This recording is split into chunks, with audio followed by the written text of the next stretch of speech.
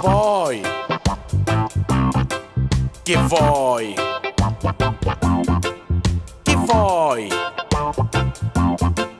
Che vuoi? Che vuoi? No, tu dimmi che vuoi?